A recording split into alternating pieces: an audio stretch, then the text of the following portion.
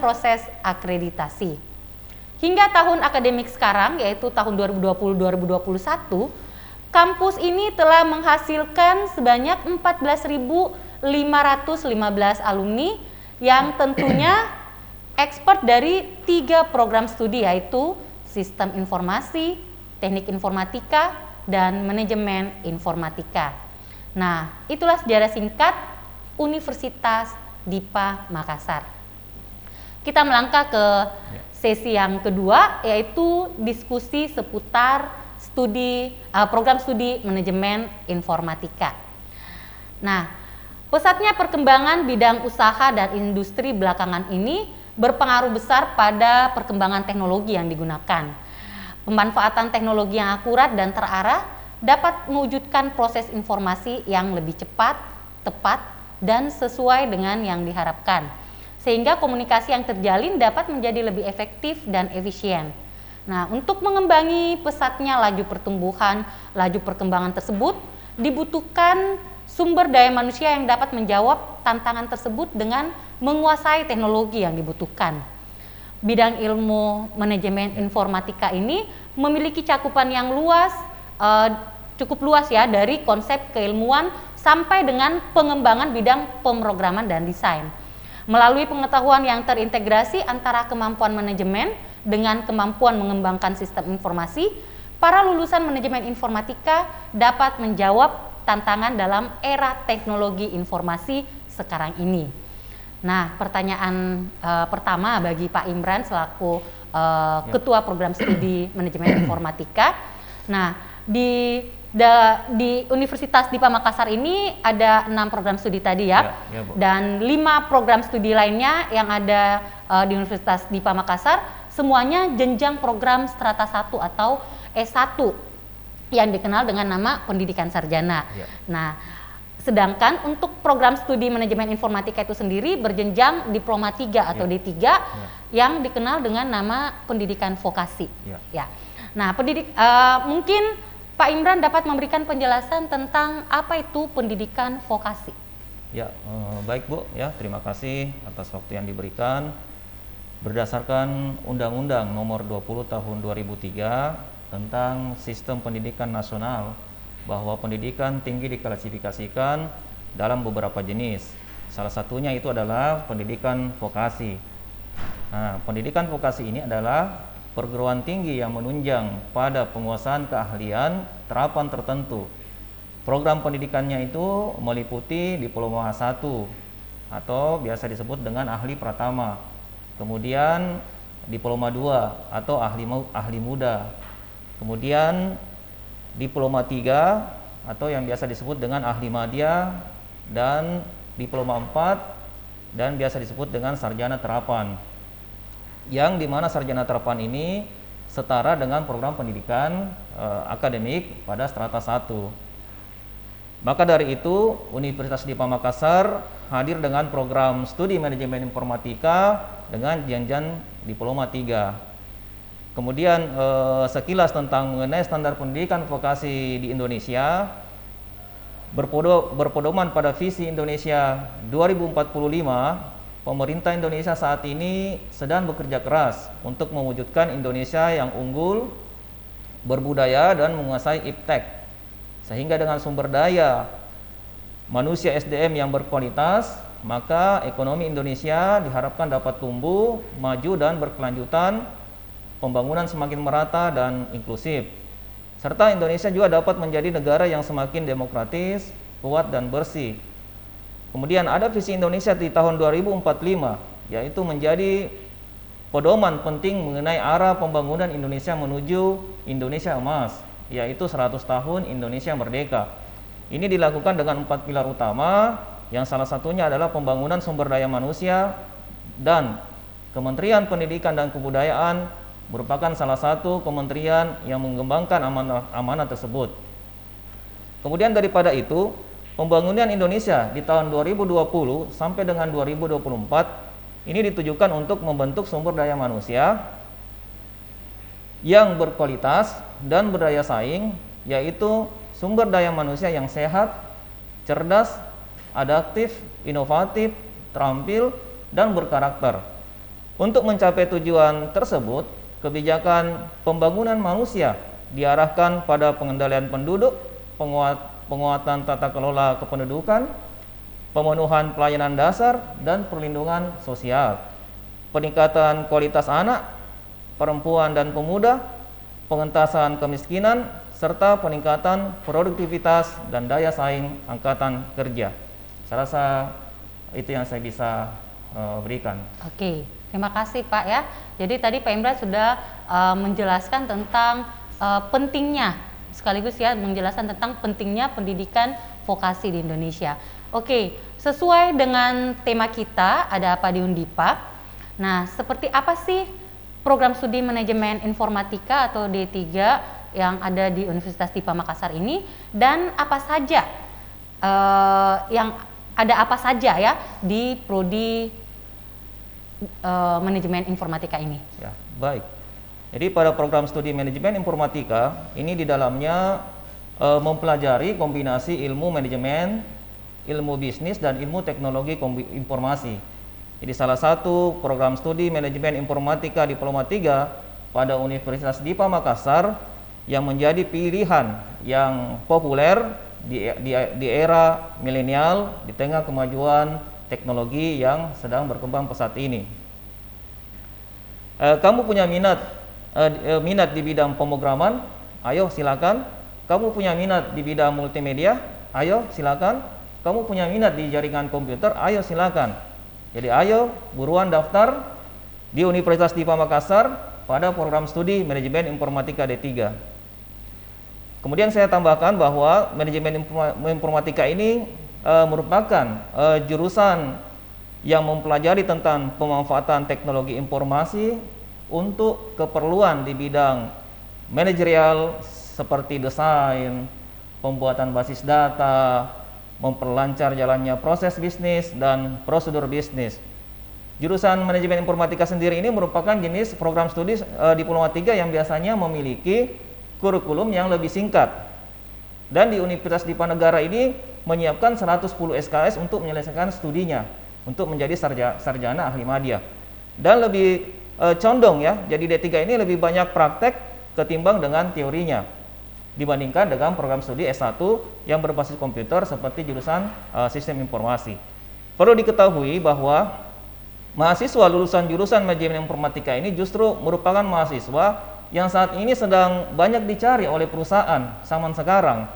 Hal ini dikarenakan bahwa pihak perusahaan sendiri sudah mengetahui bahwa lulusan jurusan manajemen informatika di Universitas Dipa Makassar ini memiliki kemampuan yang cukup untuk mengisi posisi yang tugasnya itu bertanggung jawab dalam manajemen kegiatan bisnis suatu perusahaan atau organisasi melalui penggunaan teknologi informasi. Sehingga setelah lulus dari jurusan ini, mahasiswa tidak perlu khawatir lagi untuk mencari prospek kerja karena perusahaan sendiri yang akan mencari mereka. Wow, luar biasa. Pak Imran, pemirsa kita yang ada di rumah atau dimanapun berada saat ini, mereka calon-calon mahasiswa baru, ya. Nah, mereka kan bebas tuh untuk memilih mau mendaftar di mana. Mungkin saya persilakan Pak Imran untuk memberikan pertimbangan-pertimbangan mengapa program studi manajemen informatika Universitas Dipa Makassar itu dapat menjadi pilihan yang terbaik. Ya, baik Bu. Jadi mengapa memilihnya? Mengapa memilih prodi jurusan manajemen informatika? Karena pada jurusan manajemen informatika ini akan sangat bermanfaat untuk mempersiapkan diri menuju masa depan yang penuh dengan kemajuan teknologi. Kita lihat bahwa di mana cakupan pekerjaan yang sangat luas di era digital saat ini, banyak sekali perusahaan ternama yang sedang mencari pegawai atau karyawan ahli di bidang informatika. Dan jurusan ini sangat tepat guna karena merangkai masa depan yang lebih terjamin. Apakah Anda misalnya ingin berminat menjadi programmer, welcome.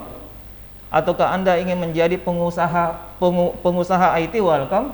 Ataukah menjadi seorang animator 3 dimensi, atau menjadi seorang kreator film animasi. Dan ataukah menjadi pengembang sistem informasi. Dan ini semuanya bisa terwujud asalkan adik-adikku sekalian ingin bergabung berkuliah di Universitas Dipa Makassar. Jadi ayo adik-adikku sekalian segera daftarkan diri Anda pada program studi manajemen informatika di Universitas Dipa Makassar. Oke, salah satu pertimbangan lain dalam memilih program studi untuk mahasiswa ini melanjutkan studinya, calon-calon mahasiswa ini melanjutkan studinya adalah apakah program studi itu punya visi dan misi yang jelas, yang terstruktur, terarah dan tepat sasaran. Bagaimana dengan visi dan misi dari program studi manajemen informatika Universitas Dipa Negara? Ya, baik Bu. Ya, sudah menjadi suatu kepastian, kejelas bahwa memang kita memiliki visi dan misi tujuan dari prodi manajemen informatika. Jadi pertama itu adalah visi daripada prodi manajemen informatika itu adalah menjadi program studi yang berdaya saing di tingkat global dan nasional pada tahun 2045, berstandarkan pendidikan vokasi yang berkomitmen tinggi pada pendidikan berkualitas dalam bidang manajemen informatika. Kemudian daripada visinya itu pertama menyelenggarakan tridharma perguruan tinggi berbasis terapan sistem informasi. Dan yang kedua, bagaimana mengelola program studi dengan prinsip tata kelola yang baik. Dan yang ketiga adalah menyediakan atmosfer akademik yang kondusif. Sedangkan tujuan adalah pertama, menghasilkan lulusan yang memiliki keahlian dan keterampilan dalam bidang sistem informasi, pemrograman, multimedia, dan jaringan komputer. Kemudian yang kedua, menghasilkan produk atau jasa sistem informasi yang bermanfaat bagi bisnis dan pemerintahan. Kemudian yang ketiga, menghasilkan lulusan yang mampu menciptakan lapangan kerja dan terjun ke dunia bisnis maupun menjadi technopreneur. Dan yang keempat, menghasilkan lulusan yang siap pakai dan mampu bekerja sama dalam dunia industri.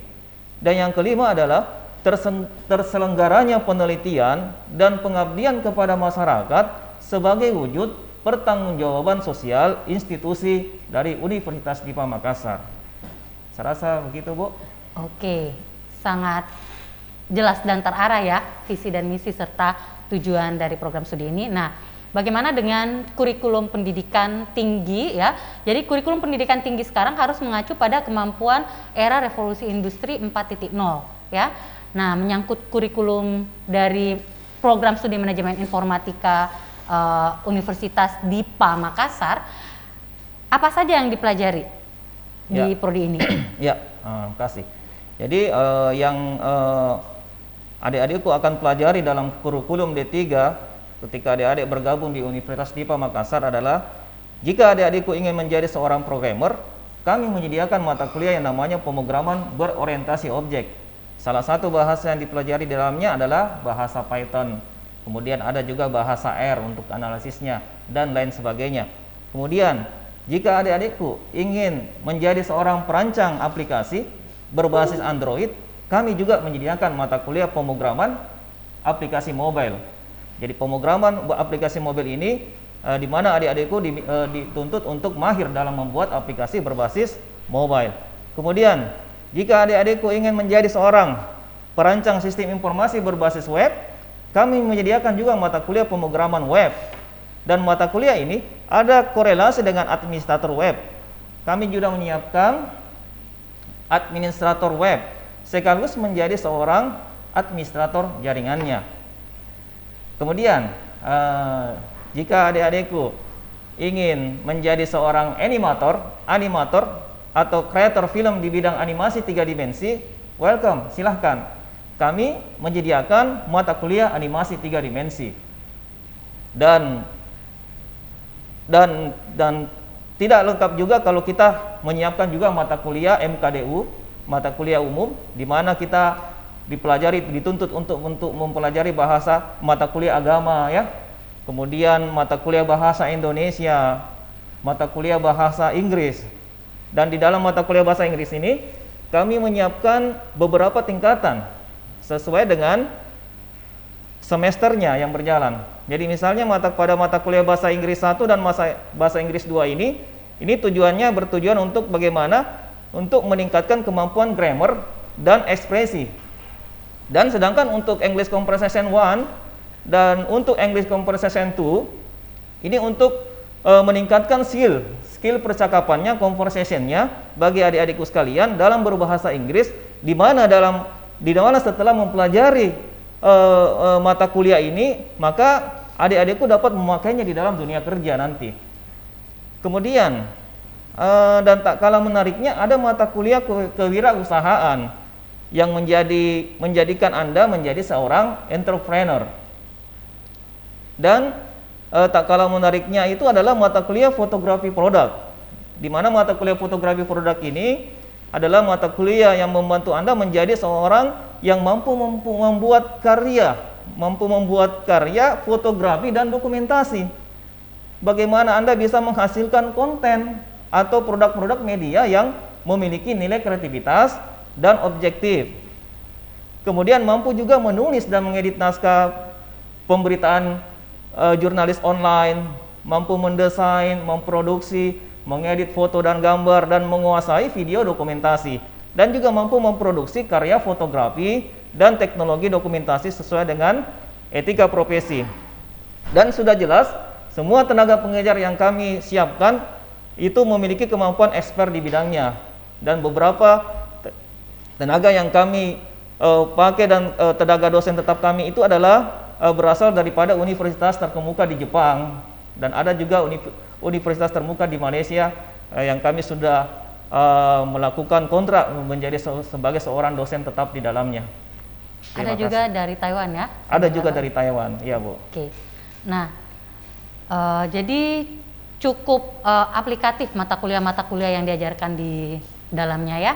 Nah, Pak Imran, saat ini kita sudah memasuki era revolusi industri 4.0 dan bahkan sudah menuju ke era revolusi industri 5.0. Bagaimana langkah awal program studi manajemen informatika Universitas Dipa Makassar dalam membangun kerjasama di era revolusi industri ini? Ya, baik Bu. Ya, yang perlu kita pahami dulu adalah pertama konsep dari revolusi industri 4.0 itu. Jadi konsep daripada revolusi industri 4.0 ini atau disingkat dengan RI 4.0 ini didefinisikan sebagai perubahan yang revolusioner berbasiskan berbagai teknologi terkini.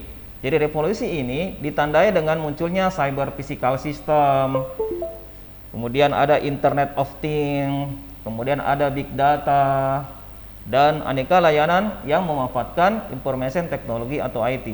Selanjutnya, revolusi 4.0 ini dapat dikatakan sebagai perubahan revolusioner yang terjadi ketika teknologi informasi diterapkan pada semua industri.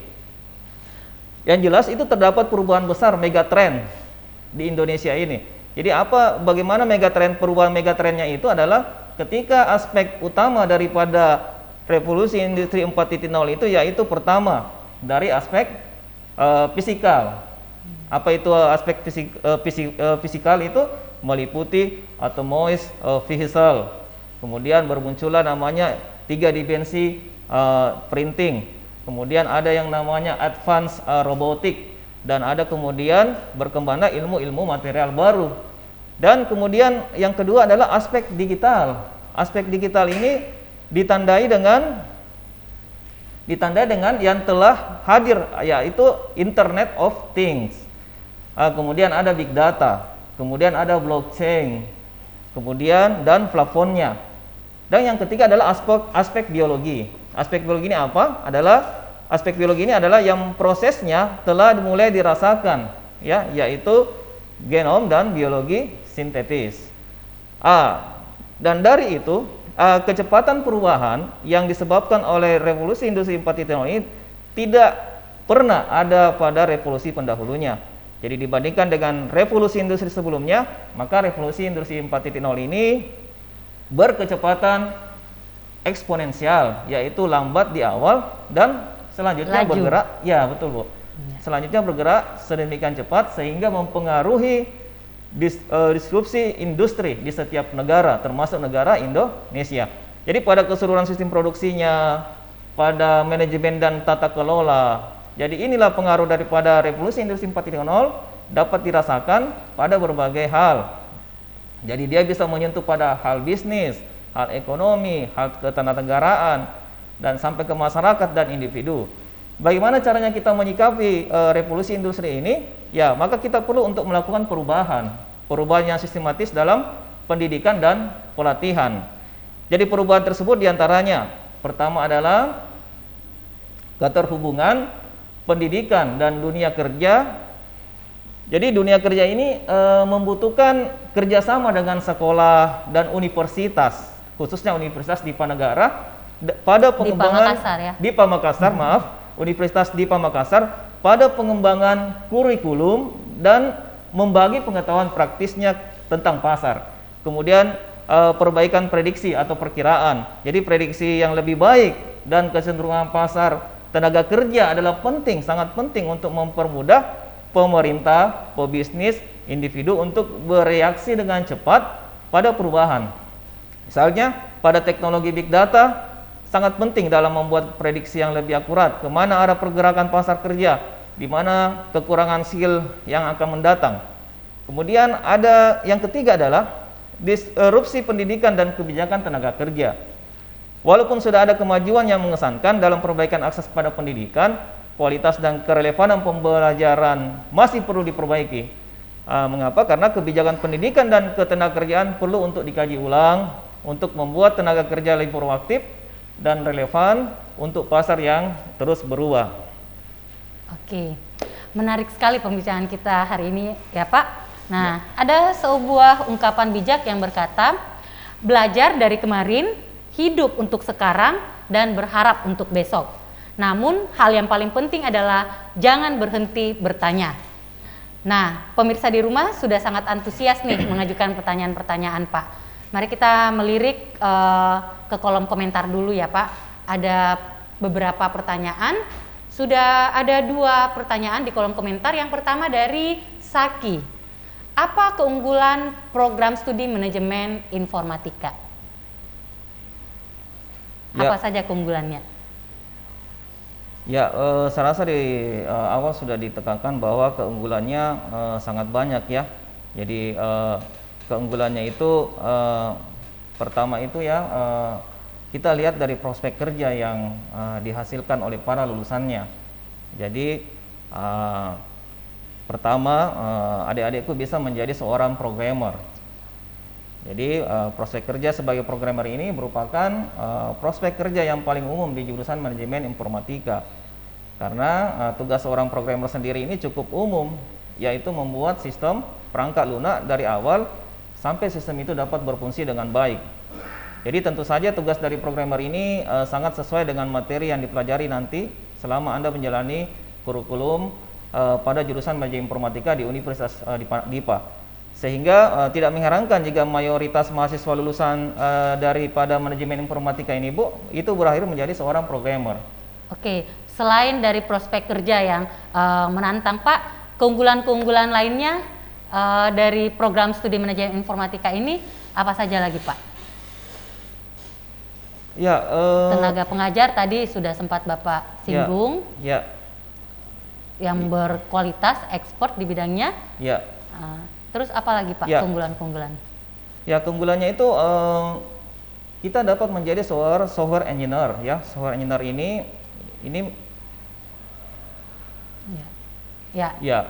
dan juga sebenarnya keunggulannya bisa kita lihat ya di depan bahwa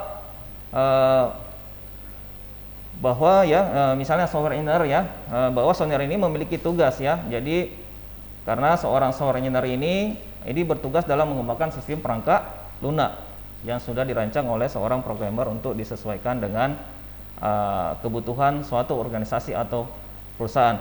Ya, berbicara sebenarnya soal kurikulum ya, saya akan perlihatkan bahwa di dalam kurikulum Diploma 3 Manajemen Informatika ya, Sebenarnya kita bagi ya, kita ada beberapa ya, kita bagi yang misalnya dalam total SKS itu teori dan praktek. Teori dan praktek itu misalnya 110 SKS ya dalam waktu 6 semester. Ya, kita bisa dapat menyelesaikannya dalam 108 SKS ya. Misalnya kita bagi-bagi ya. Jadi bagaimana apa kerangka dasar dari pembelajaran kita di sini adalah pertama ada basic science ya. Jadi basic science ini kita bagi menjadi 36 SKS misalnya. Kemudian ada yang namanya engineering science. Engineering science ini kita bagi menjadi 18 SKS. Kemudian ada yang namanya engineering teknologi. Kita bagi menjadi 36 SKS. Kemudian di dalam engineering teknologi itu ada kita bagi menjadi industrial practice.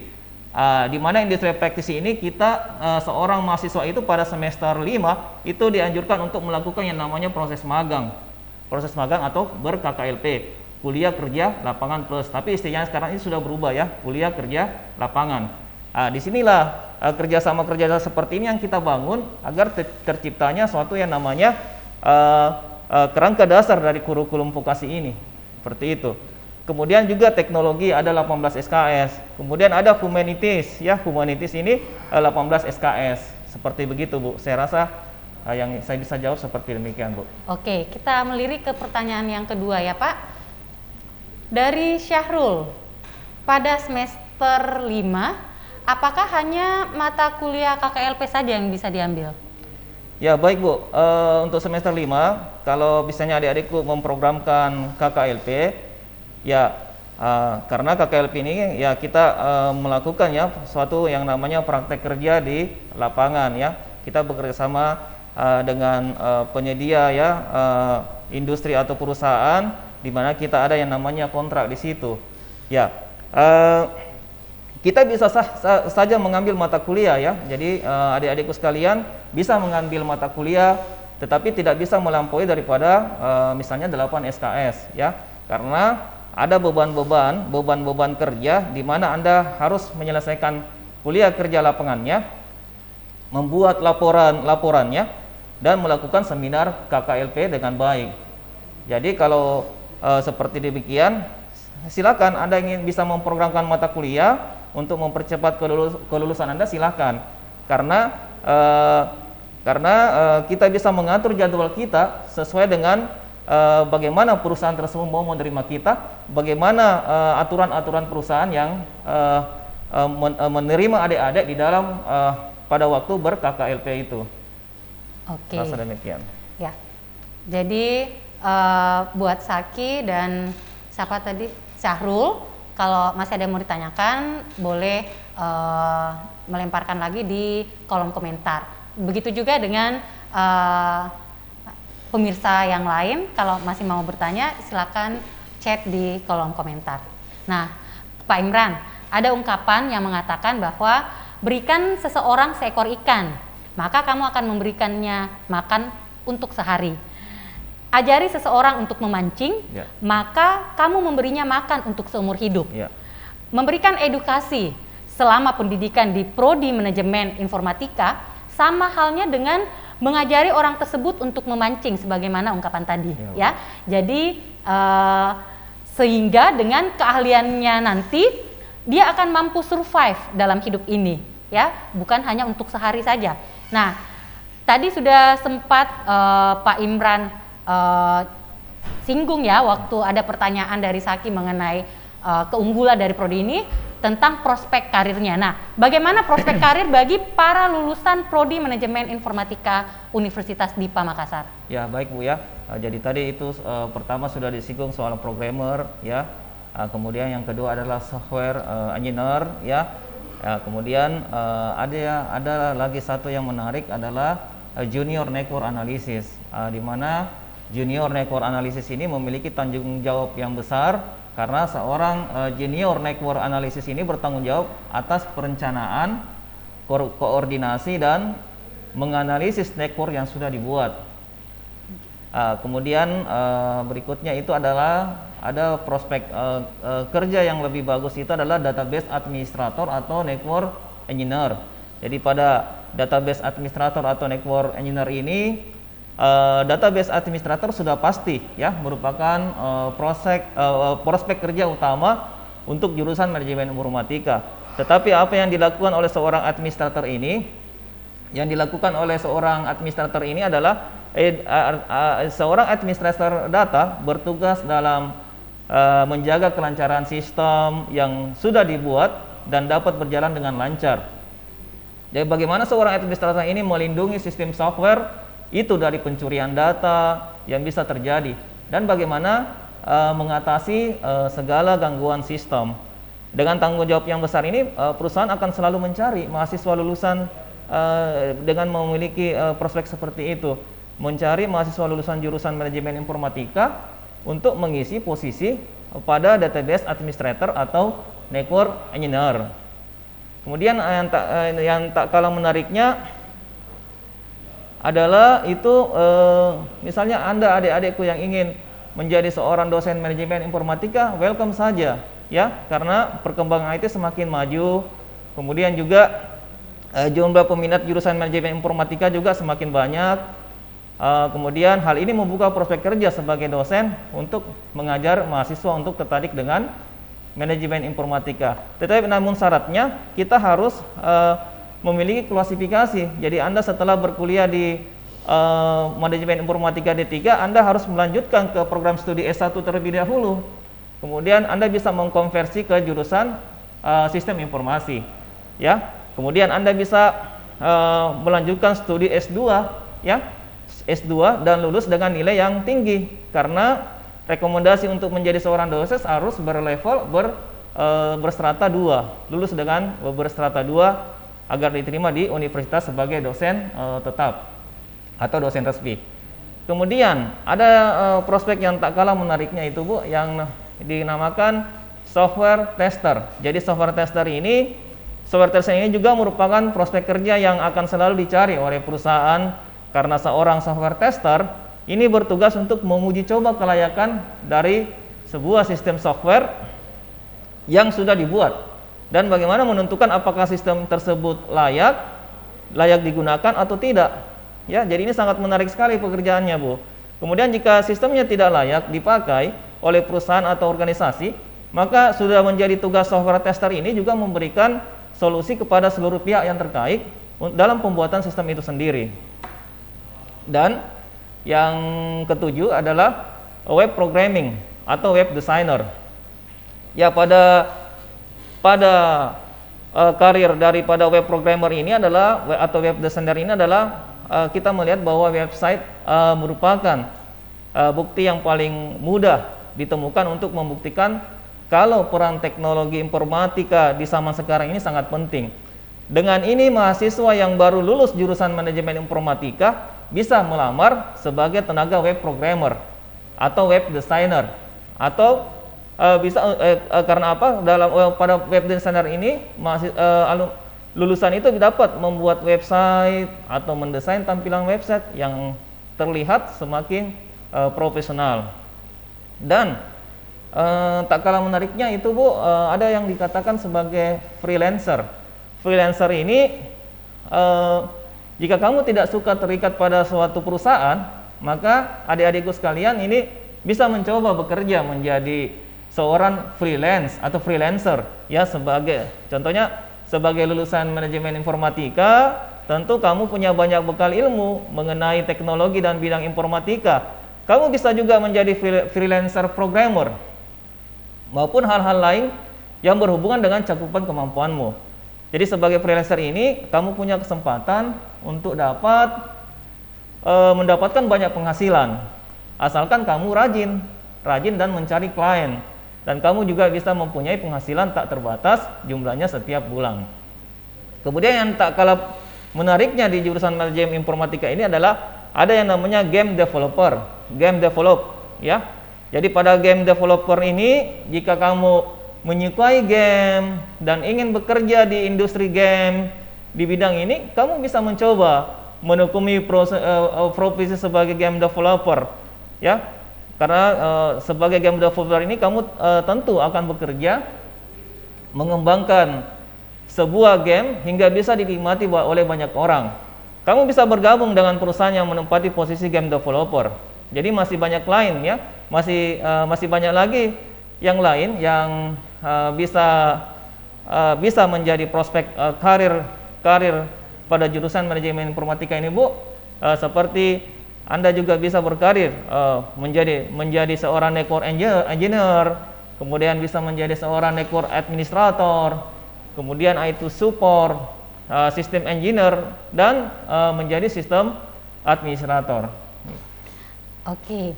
Nah, dalam melanjutkan pendidikan, ya, para calon mahasiswa baru beserta dengan keluarganya sering mengeluarkan statement "It's all about the money".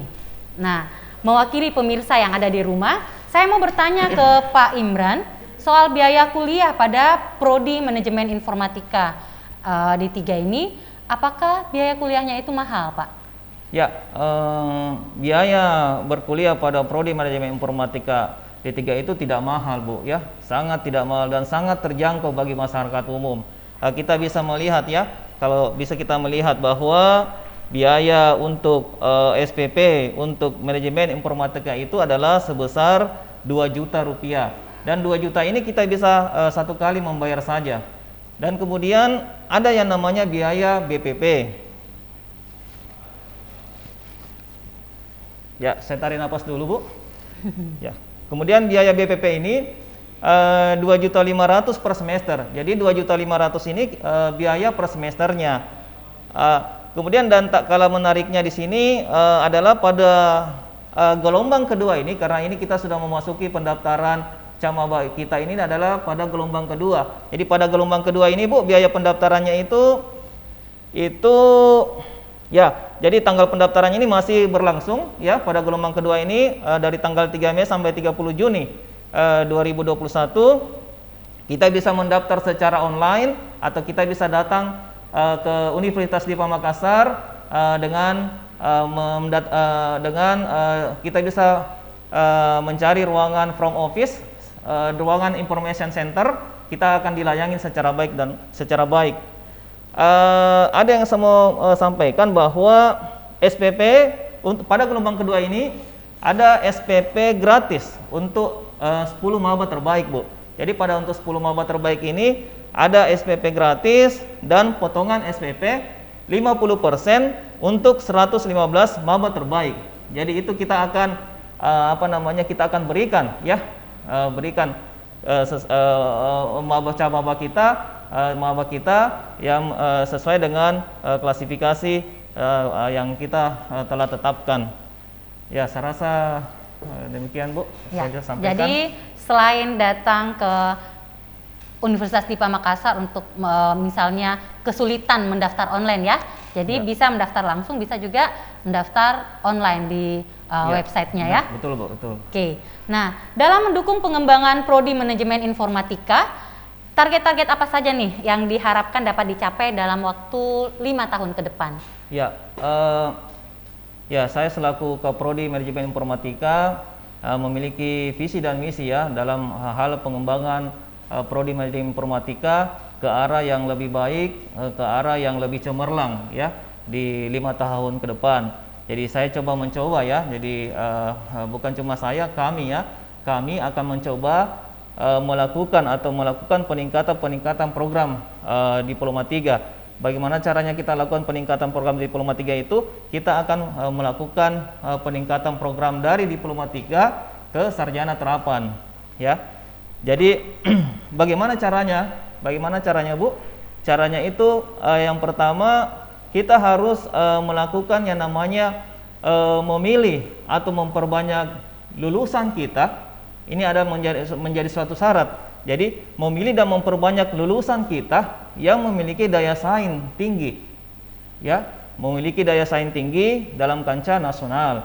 Kemudian kemudian juga kita harus memperbanyak link industri, Bu. Ya, kita harus memperbanyak kerjasama industri, baik itu industri-industri yang berada dalam Pulau Sulawesi Selatan maupun kita bisa melakukan kerjasama link industri itu di luar Pulau Sulawesi. Bagaimana caranya kita lakukan?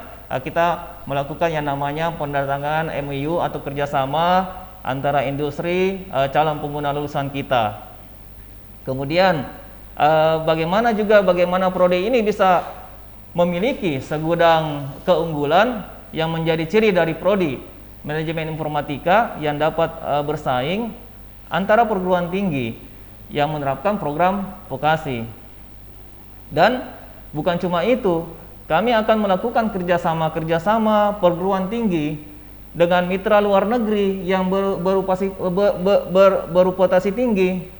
Dan hal ini tidak mudah tanpa kerja keras, semangat dan dukungan support untuk melakukan konversi transformasi dari ahli media D3 menjadi sarjana terapan. Dan kami akan bekerja keras untuk demi pengembangan prodi manajemen informatika ke depannya. Jadi selama 5 tahun ke depan, Ibu, prodi manajemen informatika doakan insya Allah akan berkembang menjadi sarjana terapan. Amin ya. Oke, tanpa terasa nih Pak Imran, kita tiba pada segmen terakhir. Dan seperti yang saya katakan di awal, pada segmen terakhir ini silakan Pak Imran memberikan close statement bagi para pemirsa, sekaligus mengajak para pemirsa untuk bergabung ke Prodi Manajemen Informatika Universitas Dipa Makassar. Ya baik Bu ya. Jadi saya hanya ingin menyapa kepada seluruh orang tua yang saya muliakan, pemirsa yang hadir di rumah, Bapak Ibu ya, dan adik-adikku sekalian yang saya cintai, adik-adikku yang berasal daripada SMA, adik-adikku yang berasal daripada SMK, mari menjadi calon mahasiswa Universitas Dipanegara Makassar. Yuk, ada catatan penting ya, tanggal penting penerimaan mahasiswa baru kita. Jadi tanggal penting ini tolong dicatat ya, pada program studi manajemen informatika D3 di tahun akademik 2021-2022. Jadi pertama, registrasi mahasiswa baru ya telah dibuka. Silakan mendaftar. Ini sekarang sudah masuk kepada gelombang kedua, di mana gelombang kedua ini berakhir pada 30 Juni 2021. Ayo silakan mendaftar, Dek. Anda bisa melakukan secara online yang menggunakan smartphone Android, silahkan. Kita tinggal scan barcode-nya dan kita melakukan pengisian untuk mendaftar. Ayo silakan mendaftar. Kemudian juga ya yang tidak sempat melakukan pendaftaran secara online itu bisa mengakses langsung datang ke Universitas Dipa Makassar. Di mana alamatnya, Bu? Ya. Perintis Kemerdekaan. Ya. Kilometer 9. Ya, Universitas Dipa Makassar ini terletak di pusat kota Makassar, yaitu di Jalan Perintis Kemerdekaan kilometer 9 ya. Ini kampus kita ini adalah yang terutama ya, sangat terutama dan paling utama. Dialah kampus yang pertama sekali yang mempelajari kampus IT di Sulawesi Selatan. Ya, baik, dan untuk pendaftaran gelombang kedua ini ya itu dilakukan dari tanggal 3 Mei sampai 30 Juni. Kemudian kita akan rencana lakukan tes masuk itu tanggal 1 sampai tanggal 2 Juni 2021. Kemudian setelah Anda melakukan tes masuk, selanjutnya akan akan diadakan tes wawancara itu di tanggal 3 Juli 2021. Kemudian pengumuman lulus akan disampaikan pada tanggal 5 Juli 2021. Kemudian untuk jadwal registrasi ulang itu tanggal 5 Juli sampai dengan 10 Juli 2021. Jadi ayo Dek, ayo Adik, ayo Puang, ayo Daeng, ayo Andi, silakan. Mari ke Universitas Dipa Makassar secara beramai-ramai, daftarkan diri Anda. Insya Allah Anda menjadi seorang yang unggul di bidang manajemen informatika. Oke, wow. Luar biasa berbagai hal yang sudah disiapkan oleh program studi manajemen informatika Universitas Dipa Makassar dalam mempersiapkan diri untuk menjawab tantangan-tantangan dan meraih peluang di masa kini dan akan datang. Jadi, jika kamu ingin memiliki keahlian dan keterampilan dalam bidang sistem informasi, pemrograman, multimedia, dan jaringan komputer, serta menjadi lulusan yang siap pakai dan mampu bekerja sama dalam dunia industri, maka jangan ragu lagi. Segera daftarkan diri Anda untuk menjadi mahasiswa program studi manajemen informatika di Universitas DIPA Makassar. Terima kasih atas kehadiran narasumber kita, Bapak Imran Jafar, Eskom MT. Luar biasa penjelasannya, Pak. Sehat dan sukses selalu untuk Bapak dan keluarga beserta seluruh jajaran di program studi manajemen informatika Undipa Makassar. Pemirsa, dimanapun Anda berada, selama 6 hari saya telah menemani Anda dalam mengulas satu persatu program-program studi yang ada di Universitas DIPA Makassar. Mulai dari program studi bisnis digital untuk jenjang S1 dengan yang dalam proses akreditasi, kemudian dilanjutkan dengan program studi sistem informasi untuk jenjang S1 terakreditasi B. Pada hari yang ketiga, program studi kewirausahaan untuk jenjang S1 dalam proses akreditasi. Selanjutnya, program studi rekayasa perangkat lunak untuk jenjang S1 dalam proses akreditasi. Dan pada hari kelima kemarin, program studi teknik informatika untuk jenjang S1 terakreditasi B. Dan pada hari ini, program studi manajemen informatika untuk jenjang D3 terakreditasi B. Pada hari terakhir ini, dengan tulus saya mengaturkan terima kasih kepada para pemirsa yang tetap setia dan antusias menyimak, bahkan berpartisipasi mengajukan pertanyaan. Senja telah menghampiri kita semua, dan senja ini mengajarkan kita menerima sebuah perpisahan dengan jaminan pertemuan yang hangat pada hari esok. Selamat melanjutkan langkahmu, selamat berjumpa lagi di tangga kesuksesan dalam senyum yang lebih indah. Salam sehat untuk kita semua.